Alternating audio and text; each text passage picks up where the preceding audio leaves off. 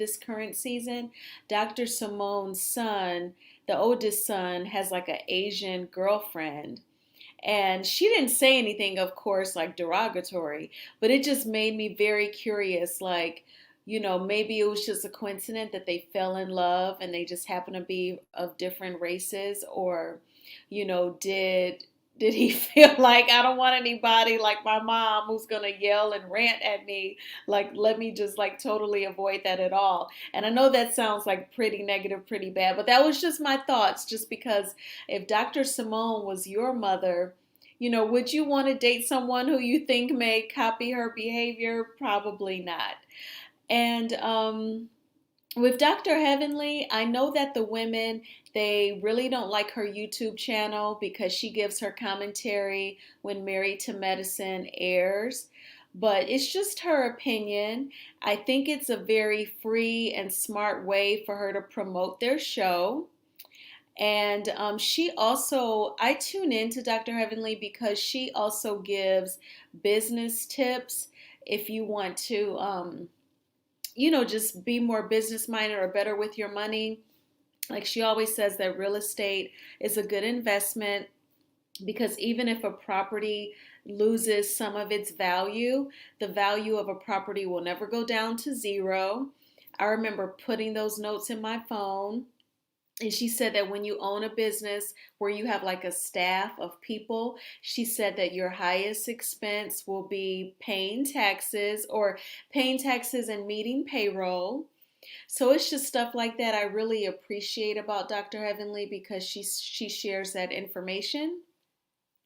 And then Dr. Contessa, I typically like Dr. Contessa, but this season I just feel like, she also laughed at Anila's house being robbed. And I just don't know. It's just something off about her or strange about her. But I thank you, Tulsa, for letting me give my, thoughts on the show. I feel like Married to Medicine has been more entertaining than The Real Housewives of Atlanta was. So I'm really enjoying it. So thank you for letting me give my thoughts. I appreciate you. Oh, thank you. No problem. You know what? I agree with you on the Anila. Like she gets the, kind of like I get where they're going. I'm just not gonna say it out loud. But it's like, yeah, I mean, I wish, I had a husband that, that could shit if do the could afford it, but with the nanny and stuff, because like some days, us moms, we do need a break. So I think like on that end, that's like some of the viewers' frustration because it's like, we have to be parents 24/7. And she gets a break, but God just blessed her. But if we keep working and like you were saying with the investments and doing it the proper channel, you too can accumulate and pass on um that family legacy. I love your positivity always. Yeah, for sure. Because I mean, I don't have everything that Dr. Heavenly has, right? But I still listen to her business tips. And I love the way she break it down where we can all understand it.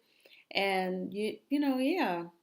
She's like one of my favorites. I know the women, again, they can't stand her YouTube channel, but she's just giving her opinion and it gave them something to talk about on the show this season. Ain't that it? But you know what? Listen here. You didn't dive into Quad because Quad was very messy.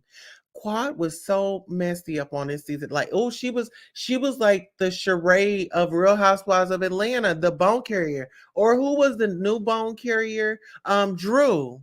Like she She was was giving giving Drew. Drew. You bring up a good point, Tulsa. Yes, how could I forget about Quad? So this season with Quad, I really appreciate seeing her nephew, Mason. He is adorable. He is so cute. I remember like earlier episodes this season, she was sitting down with her nephew Mason, and he was saying how he catches the bus. He catching the bus from school back home because he